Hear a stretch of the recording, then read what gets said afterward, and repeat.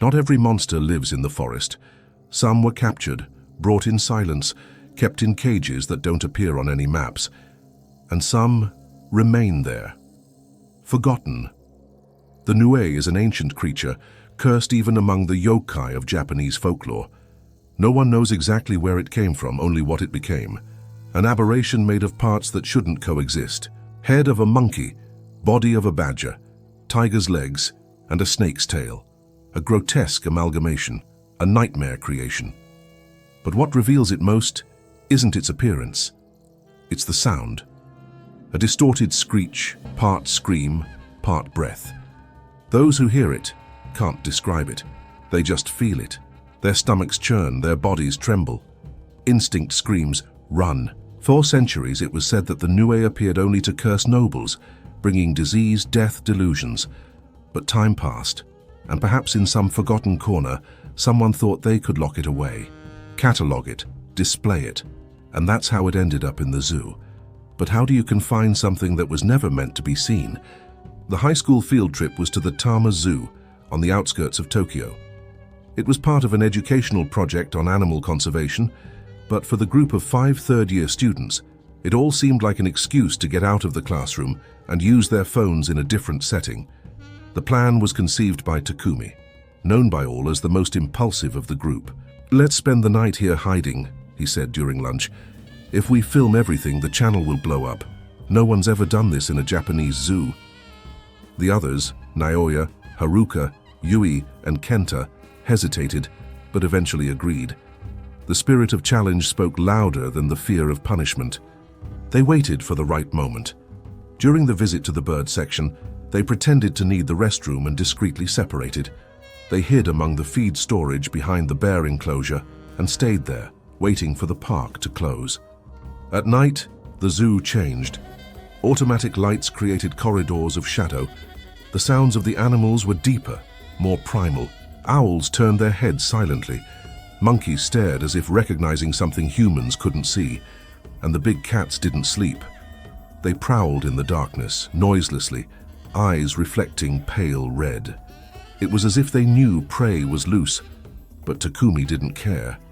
He turned on his phone's camera and began narrating. "This is Takumi, and this is night at the zoo. Let's go." They laughed, ran, played hide and seek, until they found an old secluded section where the gates were partially sealed with expired security tape. A narrow corridor led to a concrete wing with moss-covered walls. On the metal door, almost erased by time, a single kanji word could still be read. Feng Yin. Sealed. Below, an ancient symbol, not found in the zoo manuals, nor anywhere else. Naoya said they shouldn't enter, but Takumi had already pushed the door open, and the sound that came from inside wasn't from any known animal. The corridor was damp, colder than the rest of the zoo. Cracked floors, leaks dripping from the walls, and a strange smell in the air, rust mixed with wet fur. Their phone flashlights flickered. The fixed lights didn't turn on. There were no more informational signs, no QR codes, no descriptions. The last cell in the corridor, however, had a cracked mirror hanging sideways and a torn label attached by a copper wire. Only one ideogram remained. Yi. Night. Kenta asked if that was part of the old zoo. Yui noticed something scratched inside the cell, claw marks, but they didn't look like a tiger's, nor a wolf's.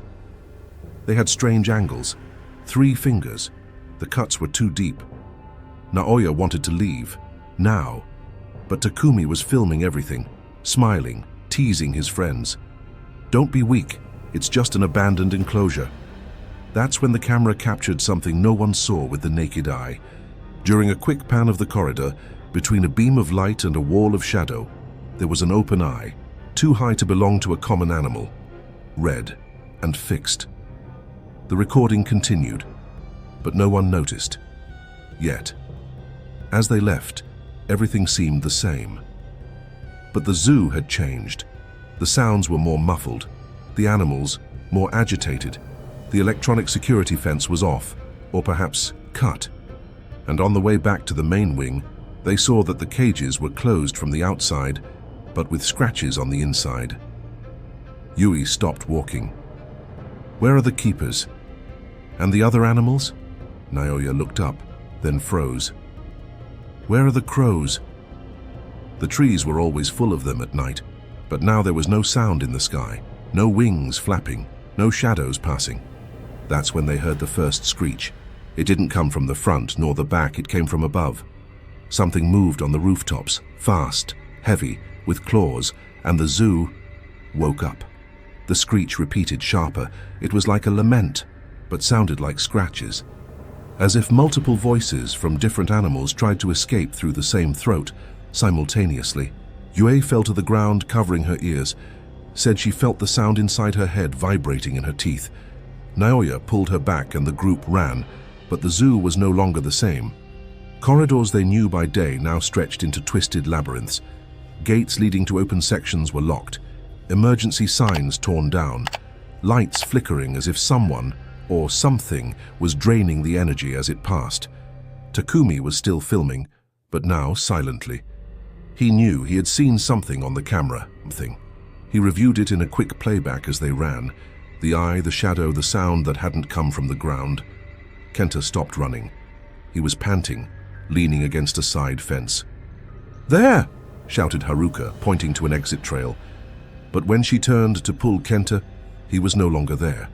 On the ground, only marks, as if he had been dragged with brutal force upwards. On the fence, 3 deep claws cut through the metal as easily as tearing paper. They were being hunted, not by a lion, not by tigers. These animals were now huddled at the back of their cages, eyes wide, avoiding looking at the ceiling. The Nui was free, and whatever that abandoned cell had been, this no longer held it. The group hid behind the primate wing. The sounds had diminished. The air was still. Naoya trembled. Yui murmured prayers. Haruka sobbed, unsure whether to cry or scream. That's when they heard steps. No, not steps. Claws, slowly moving over the metal roof, following the trail of body heat, circling like a predator. Knowing they were there, Naoya wanted to run. Takumi held him back. But not in time. Haruka was pulled. There was no time to scream, only the sound of metal twisting. And the screech again, now so loud it shattered the glass of the adjacent cage. The chimpanzee inside screamed, not in rage, in terror. When only 3 remained, Takumi's camera fell to the ground, but it kept recording. It filmed the shadows, filmed the eyes, filmed the moment the roof gave way, and something with a body that defied logic fell among the group. Hairy monkey head, striped legs, tail hissing like a serpent, low body but immense, and eyes, multiple, as if fear itself had form. Yui ran, Naoya ran, Takumi didn't. Takumi stayed. Perhaps because he realized too late that the idea was his, that this only happened because he wanted the legend, and the legend responded. The camera recorded until the lens cracked, but the audio remained intact, and in it, to this day, you can hear the group's final scream. And the sound that came after, a screech, but coming from within one of their throats. 2 days later, Tama Zoo staff found signs of internal break-in in the deactivated wing. No alarm was triggered. No camera recorded an intrusion. But what was there wasn't simple vandalism. Old locks were torn from the inside. Scratch trails cut through the concrete walls, not in straight lines but in spirals, as if space had twisted upon itself. Inside the cell, marked with the kanji, Ye, there was nothing but short, dark fur, and a trail of thick slime leading to the ceiling. The ceiling was partially open, as if something had climbed the walls from inside out. In the main section of the park, a search team found Takumi's phone, dropped among the bushes, still on. Battery drained, but the memory card intact. The recovered video showed only noise at the beginning, laughter, lights, running feet, then silence. And finally, the last 27 seconds, the camera lying down, filming the sky, leaves swaying, and a sound, first low, then closer. The sound of an animal trying to mimic a human voice, or a human voice trying to mimic an animal. Takumi, Takumi, Takumi, as if the very name had become bait. The disappearance of the 5 youths was reported in local newspapers, but in short, dry notes, almost suffocated. The school principal stated they had gotten lost during the field trip, and that authorities were investigating possible accidents. But those who worked at the zoo knew.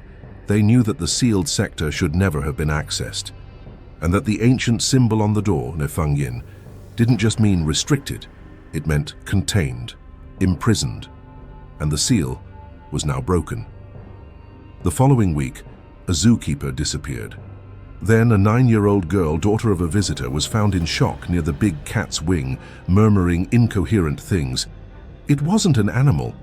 It had people eyes. It smiled at me. The following month, the zoo permanently closed the nocturnal exhibit for structural renovations. But the sounds continued. Visitors began reporting something walking across the rooftops during guided tours. Older staff claimed the Nue's original enclosure was never demolished, only sealed off, and at night the zoo's motion sensors blinked on by themselves, always above the cages. Some say the Nue never left, others that it was never truly captured. But there's one thing everyone agrees on. Since that night, no animal sings at sunset. Not the birds, not the monkeys, not the humans. Only him. And the sound comes from above. Would you spend a night locked inside a zoo, knowing not every cage has a label? Is the New just a forgotten legend, or a creature that learned how to wait? If this story made you glance up at the ceiling a little differently, drop a comment below. Which part of the world should we explore next for a creature that hunts in the dark? Because sometimes the scariest thing isn't what you see. It's what sees you first.